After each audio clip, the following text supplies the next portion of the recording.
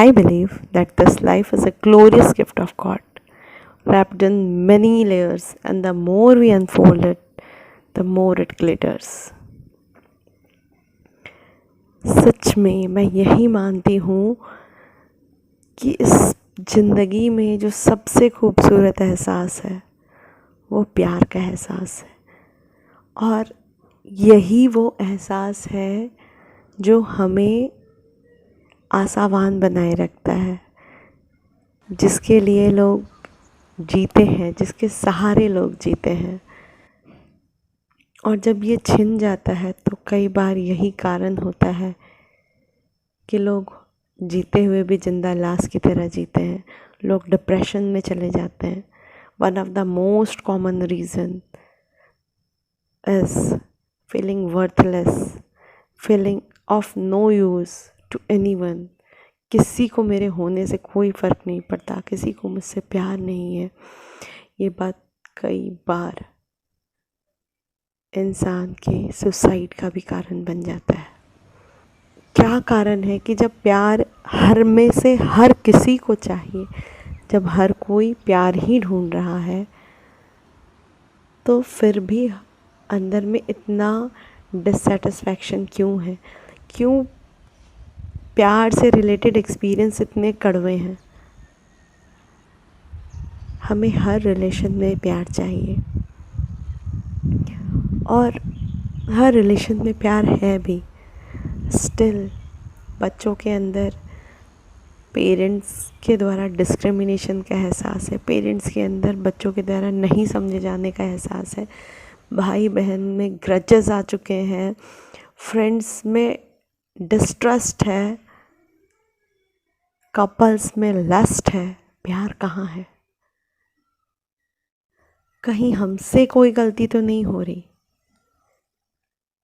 ज़्यादातर केसेस में हम सब प्यार पाना चाहते हैं, हमें लगता है कि प्यार हमसे कोई करे तो मेरी ज़िंदगी का मतलब है। हमें लगता है कि हम किसी की पसंद हो, हम किसी की चॉइस हो, कोई मेरे लिए हमेशा अवेलेबल हो।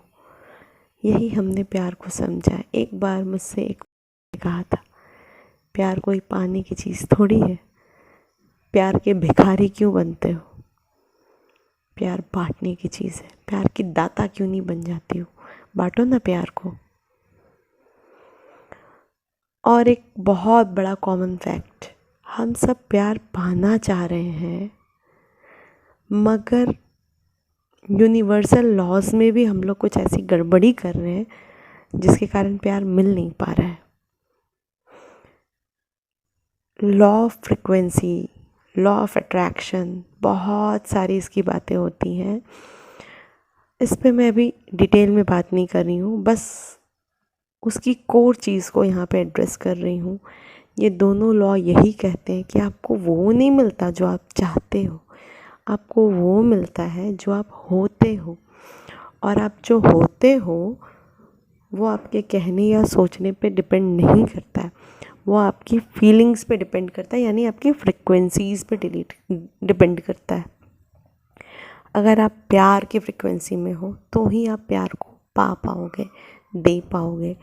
दैट मीन्स आपको प्यार ना पाना है ना देना है, आपको प्यार में होना है। तो ये एक जर्नी है जिसे हम साथ मिलके चलेंगे। आज एक कदम उठाते हैं, देखते हैं कि क्या हम सेल्फ लव में हैं। बिकॉज़ प्यार में होना कैसे पॉसिबल है जब हम खुद के साथ कंफर्टेबल नहीं हैं, जब हम अपनी आप को ही पसंद नहीं करते हैं, अपने आप से ही प्यार नहीं करते हैं, तो फिर कोई और हमसे क्या प्यार करेगा? Because I am not on the frequency of love, I am on the frequency of hatred, rejection, criticism, doubt, judgement. तो hatred, rejection, criticism, doubt, judgements के ही एक्सपीरियंसेस लाइफ में आएंगे, प्यार के नहीं। तो चलो आज के इस वीडियो में हम ये चेक करेंगे कि क्या हम खुद से प्यार करते हैं। तो यहाँ मैं कुछ साइंस को डिस्कस करूँगी जो ये बताते हैं कि हम सेल्फ लव में है या नहीं। सेकंड, साथ साथ में मैं उन चीज़ों को भी थोड़ा एक्सप्लेन करती जाऊँगी जो उसके कारण हो सकते हैं। और एक चीज़ कि सेल्फ लव हम बचपन से सीख रहे होते हैं। बहुत सारे रीज़न हो सकते हैं जिसके कारण हम सेल्फ लव में हो सकते हैं या सेल्फ हेट्रेड में हो सकते हैं। बहुत सारे एक्सपीरियंसेस ये डिसाइड करती हैं, बट हमारे सेल्फ लव में होने पर डिपेंड करता है हमारे डिसीजंस, हमारे रिलेशनशिप्स। हमारे सेल्फ लव पे डिपेंड करता है हमारे लाइफ के अचीवमेंट्स, अप्रोचेस टू लाइफ। तो चलिए जल्दी से स्टार्ट करते हैं। ये देखते हैं कि क्या हम सेल्फ लव में हैं। Hide your true self from others. जब भी आप किसी भीड़ में होंगे, गैदरिंग में होंगे, नए लोगों के बीच में होंगे, तो आप अपनी रियल पर्सनालिटी को लोगों से हाइड करते हो। आप जो इंटरनली हो, जिस चीज़ को आप पसंद करते हो या जैसे आप अपने क्लोजेस्ट लोगों के साथ में होते हैं, वैसा नहीं हो करके आप कुछ ऐसा बनने का कोशिश कर रहे होते या ऐसा कुछ प्रिटेंड कर रहे होते जो नेचुरली आपकी पर्सनालिटी से मैच नहीं करता है। और इसका रीज़न ये होता है कि आप कहीं ना कहीं अपने आप को भी पसंद नहीं कर रहे हैं। हो सकता है आप अपनी पर्सनालिटी को, अपनी नॉलेज को, अपने अपीयरेंस को, किसी भी चीज़ को लेकर के आप खुद के साथ कंफर्टेबल नहीं हैं। आप खुद को ही उन एस्पेक्ट्स में नेगेटिवली जज कर रहे हो और इसलिए आप दूसरों के सामने मास्किंग करते हो कि दूसरे लोग आपको पसंद करें।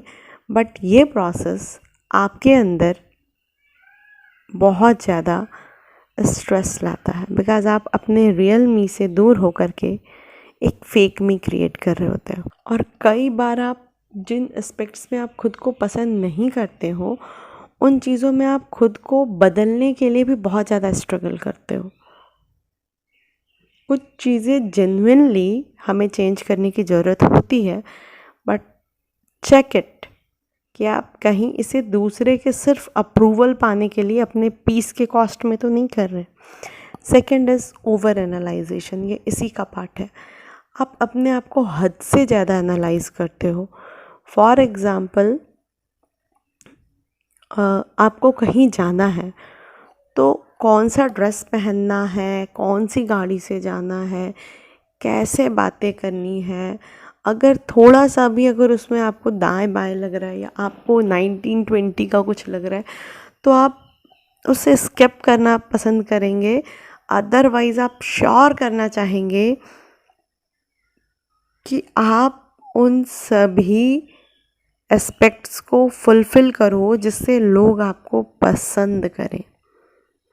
और इसलिए आप अपने आप को भी बहुत एनालाइज़ करते हो कि मैं उससे बेटर था कि नहीं, वो मेरे से ज़्यादा बेटर था, मैंने ये बोल दिया, मुझे ऐसे नहीं वैसे बोलना चाहिए था। एंड सेकंड, आप दूसरे को भी सेम टाइम पे एनालाइज़ कर रहे होते हो और उनमें अच्छी लगने वाली चीज़ों को या जिन चीज़ों को आप समझते हैं कि उनको बढ़िया बनाते हैं या जिनके कारण उनको ज़्यादा वैल्यू मिल रही, आप उनको कॉपी करना चाहते हो। और इस प्रोसेस में अगेन आपकी आइडियल मी, आपका रियल मी में बहुत ज़्यादा क्लासेस और स्ट्रेस पैदा होता है। खुद को एक्सेस इंट्रोस्पेक्ट करना, और वो भी तब जब आप किसी और को अपर मार्क पे रख रहे हो, खुद को लोअर पे, या खुद को एक्सट्रीम पे रख रहे हो, दूसरे को दूसरे एक्सट्रीम पे, तो ये एक हेल्दी कंडीशन नहीं है। थर्ड इज़ आपको कंटिन्यू जजमेंट का फियर है। यार देखो ना, आप कर क्या रहे हो, आप एक टाइम पे खुद को फेक कर रहे हो, अपनी पर्सनालिटी को मास्किंग कर रहे हो। और उसको मास्किंग कैसे कर रहे हैं, तो मास्किंग करने के लिए आप खुद को और दूसरे को एनालाइज कर रहे हो और उसमें से चीज़ों को अडॉप्ट कर रहे हो, कुछ चीज़ों को सप्रेस कर रहे हो। और इसके पीछे का साइकोलॉजिकल रीज़न ये होता है कि आपको डर है कि बाकी लोग आपको रिजेक्ट कर देंगे, आपको जज करेंगे, और उसी जजमेंट के फियर से आप हमेशा ओवर थिंकिंग करते रहते हो, आप बहुत ज़्यादा खुद को क्रिटिसाइज़ करते हो और आप खुद को ही चेक करते रहते हो, आप क्या बोल रहे हो, कैसे कर रहे हो, और इस चीज़ से अफ्रेड होते हो कि कहीं लोग मुझको ना देख रहे हो। मतलब आप नेचुरल एक्ट नहीं कर पा रहे होते हो जजमेंट के डर के कारण। जैसे एक बच्चा इसका एग्ज़ाम हो, वो ढंग से अटेम्प्ट नहीं कर पा रहा हो, वो तुक्का लगा रहा हो कि चलो टाइम है मैं कुछ कर लूँ, और वहीं उसके सर आके खड़े हो जाए, तो उसकी जो कंडीशन होती है, कई बार आपकी कंडीशन भी ऐसी ही होती है। कई लोगों के बीच में आप इंटरनली थोड़ा एंसियस फील कर रहे होते हो क्योंकि आपको निगेटिवली जज होने का बहुत ज़्यादा फियर होता है, आप वरी में होते हो, और कई बार इस डर से आप पब्लिक में जाने से भी डरते हो। आप अपने फिज़िकल और मेंटल केयर को भी इग्नोर करते हो। मीन्स यहाँ पे एक स्टेटमेंट में आप इस चीज़ को समझ सकते हो कि internally everyone knows what is right for him और हर, बट आप वो नहीं कर रहे होते हो जो आप खुद इंटरनली फील कर रहे हो कि आपके लिए ज़्यादा अच्छा है और सही है, और आप वो कर रहे होते हो जो हो रहा है। इसका एक एग्जांपल ये है कि किसी को पता है कि उसे डायबिटीज़ है या वो बॉर्डर लाइन पे है, स्टिल वो शुगर कंजम्पशंस को कंट्रोल नहीं कर रहा है, बॉडी ओवरवेट हुआ जा रहा है, फिर भी फैट को कंट्रोल नहीं कर रहा, फैट कंजम्पशन को। तो ये इंडिकेशन हो सकता है, ये सिर्फ केयरलेसनेस नहीं है, ये आपके खुद के प्रति केयरलेसनेस है। नेग्लेक्ट कर रहे हो आप, बॉडी हाइजीन, मेंटल हाइजीन को नेग्लेक्ट कर रहे हो कि रेस्ट के लिए प्रॉपर टाइम नहीं निकालोगे, आप अपने मील को स्किप कर जाओगे, एग्रेशन में कई बार 2-2 दिन खाना नहीं खाओगे, मे बी आपने ओथ लिया है that you will not take alcohol और you will not take cigarette any more, but उस टाइम पे आप उसको एक्सेस में कर रहे हो। ये सारे सिग्नल्स हैं कि आप में सेल्फ लव की कमी है। आप कंटिन्यूस खुद को इन्फीरियर समझ रहे होते हैं। जजमेंट का फियर तभी आता है जब इंटरनली हम इन्फीरियर समझ रहे होते हैं, अदरवाइज जब हम सुपीरियरिटी कॉम्प्लेक्स में होते हैं तो हम दूसरे को जज कर रहे होते हैं। मगर इन्फेरियोरिटी ही वो रीज़न है जब हमें डर होता है, क्योंकि मुझे लग रहा है कि कहीं ना कहीं मैं कंप्लीट नहीं हूँ, कहीं ना कहीं मैं सफिशिएंट नहीं हूँ, कहीं ना कहीं मेरे नॉलेज में कमी है, मेरी पर्सनालिटी में कमी है, मेरी फैमिली बैकग्राउंड में कमी है, मेरा वे ऑफ स्पीकिंग या कुछ भी ऐसा है जिसके लिए आप खुद को दूसरे से कम मांगते हैं। आपको लगता है वो इंसान तो मेरे से अच्छा है, चाहे आप इक्वल पढ़े हो, इक्वल नॉलेज रखते हो, इक्वल अर्निंग हो, आप बहुत सारे स्किल्स में इक्वल होंगे, बट फिर भी आप खुद को इन्फेरियर मानेंगे। आपको लगेगा अगला आपसे बेटर है और आप में वो एबिलिटीज़, वो क्वालिटीज़ नहीं है, और दैट मीन्स आप खुद को negatively, again you are negatively judging yourself, criticising yourself. आप अपने लिए बहुत हार्ड होते हो। दैट मीन्स एक इंसान जब किसी के लिए बहुत हार्ड रूल्स बनाता है, जैसे आर्मी में, वहाँ क्या होता है, आपके पास फ्लेक्सिबिलिटी कम होती है, दैट इज़ हार्ड। पानी है, उसमें हार्डनेस बिल्कुल नहीं है, वो फ्लूइड है। मगर हार्डनेस का मतलब है कि आप अपने लिए बहुत स्ट्रिक्ट हैं, आपके अचीवमेंट्स में हल्का सा भी अगर कमी है तो फिर आप अपने अचीवमेंट्स को कभी इंजॉय नहीं करोगे। वन एंड देन अनदर, आप नए नए टारगेट्स बनाते रहोगे, उसके पीछे मेहनत करते रहोगे और हमेशा यही महसूस करते रहोगे कि अभी कुछ बाकी रह गया है, अभी कुछ छूट गया है, अभी और हासिल करना है। आप अपनी अचीवमेंट्स को, अपनी उपलब्धियों को, आप कितना स्ट्रगल करके आए हो, इस पे कभी ध्यान नहीं दोगे। हमेशा वही देखते रहोगे कि और क्या पाना बाकी रह गया, कितना पीछे मैं छूट गया। मगर पीछा करते करते आप कितने आगे आ गए हो कभी इस बात का जश्न नहीं मना पाओगे और ये भी महसूस करोगे कि आप बहुतों से बहुत अच्छे हो, नॉलेज में, एबिलिटीज़ में, क्वालिटीज़ में, मगर फिर भी पता नहीं क्यों खुद को प्रेजेंट नहीं कर पाते हो, क्योंकि आप आत्मविश्वास की कमी को महसूस करते हो। हमेशा आप कॉन्फिडेंस को लैक करते हो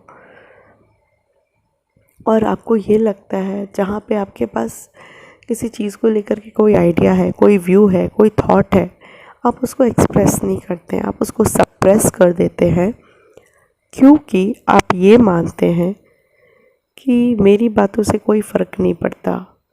ये बहुत ऑब्वियस सी बातें हैं, लोग हंस ना दे,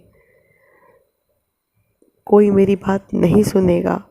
इन तरह की बातों से आप हमेशा अपने फीलिंग्स को, अपने थॉट्स को सप्रेस करते हैं, जो कॉन्फिडेंस की कमी के कारण होता है। और एक डर होता है रिजेक्शन का।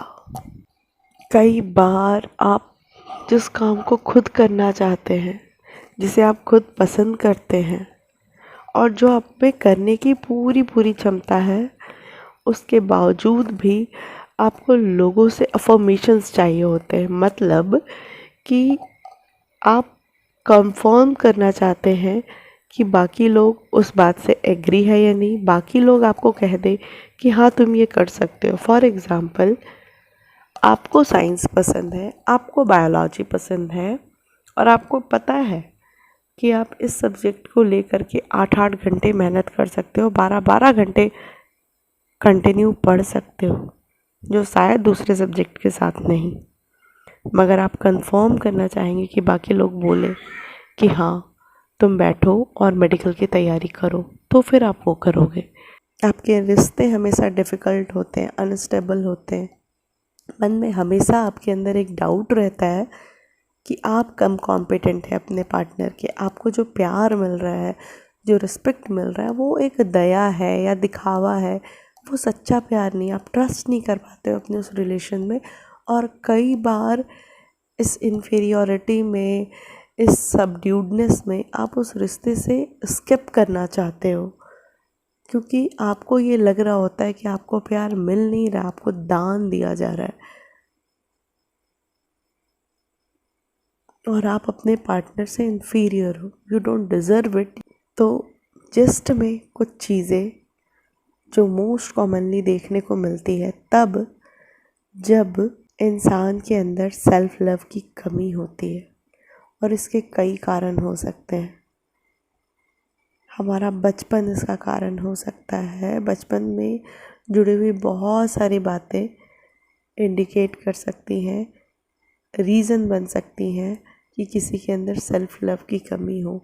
कई बार आपका कॉग्निटिव प्रोसेस ऐसा रहा हो, ऐसे लोग का साथ रहा हो जहां आपने कामयाबी को, लुक को, किसी चीज़ को ओवर वैलिडेट कर दिया होता है, उसके महत्व से ज़्यादा आपने उसको महत्वपूर्ण मान लिया होता है और खुद में उसकी कमी को महसूस कर रहे होते हैं। तो वो वजह बन जाता है कि हम खुद को ही नकारा मानने लग जाते हैं। कई बार जिन लोगों को हमने आइडियल माना होता है, जिनसे हमने सबसे ज़्यादा प्यार किया होता है, अगर वो हमें रिजेक्ट कर दे तो भी लोग ये मान बैठते हैं कि they actually don't deserve love. पर अगर आपके अंदर भी सेल्फ लव की कमी है तो चेक इट। क्या आप बार बार खुद को क्रिटिसाइज़ करते हैं? क्या आपके अंदर बार बार इस चीज़ का फ़िल्टर चलता रहता है कि बाकी लोग मेरे बारे में क्या सोचते हैं? क्या आपको रिजेक्शन का डर रहता है? क्या आप ओवर एनालाइज़ करते हैं खुद को? क्या आप दूसरों को कॉपी कर रहे होते हैं? क्या आप अपने रियल मी को छुपा रहे होते हैं? क्या आप कई बार ज़्यादा करके सोशल सिचुएशन में फेकिंग कर रहे होते हैं? मतलब वो जो आप हैं नहीं, मगर आप वो बनने की कोशिश कर रहे होते हैं ताकि लोग आपको पसंद करें। आप अपने लिए ज़रूरत से ज़्यादा हार्ड हैं, अपने लिए रूल्स बहुत स्ट्रिक्ट रखे हैं, कॉन्फिडेंस की आप में कमी है। आप हमेशा अपने आप को सबड्यूड, इन्फीरियर फील करते हैं। आप फील करते हैं कि आप वो प्रॉपर अटेंशन, केयर जो आपको अपने फिज़िकल, मेंटल, इमोशनल हेल्थ के लिए देना चाहिए था, वो प्लेस जो आपको खुद अपने आप के लिए दिया जाना चाहिए था, आप भी नहीं देते हैं। आपको बार बार दूसरे से अप्रूवल चाहिए होता है। आप अपनी क्षमता से नीचे के कामों को ही कर रहे होते हैं। आप ये जानते हैं कि आप में क्षमता बहुत है, मगर आप फिर भी ये मान लेते हैं कि हो नहीं पाएगा। एक कन्फ्लिक्ट वाली स्थिति रहती है जहाँ कई बार आपको एहसास होता है कि आप कैपेबल बहुत ज़्यादा के हैं, मगर आप सेटल कर जाते हैं लोअर चीज़ों के साथ। एडिक्शन, अवॉइडेंस, ये सब कुछ अगर चल रहा है आपकी ज़िंदगी में, तो pause and start giving importance to yourself only at the priority, and then anything else, because आपकी दुनिया आपसे ही प्रकट होती है और आपकी दुनिया में बहुत से लोग हैं और वो सब भी आपसे प्यार करते हैं और आपसे जुड़ते हैं और आपसे बहुत कुछ सीखते हैं, जैसे कि आपके बच्चे। तो please take a pause and love yourself. और खुद से प्यार करना स्वार्थी होना बिल्कुल नहीं है। पंडित श्री राम शर्मा आचार्य ने कहा है कि स्वयं का सुधार संसार की सबसे बड़ी सेवा है और स्वयं प्रसन्न रहना ईश्वर की सबसे बड़ी सेवा है। आप कैसे प्रसन्न रह सकते हो जब आप खुद से इतने नाराज हो, जब आप खुद को पसंद नहीं कर सकते हो, जब आप खुद से नफरत कर रहे हो, आप खुश कैसे रहोगे? The key of success, the key of happiness, the key of love, joy, peace, prosperity, everything is inside you, and then this whole universe is yours. So take a pause and let's walk in a journey of self-love. Take care. Bye-bye.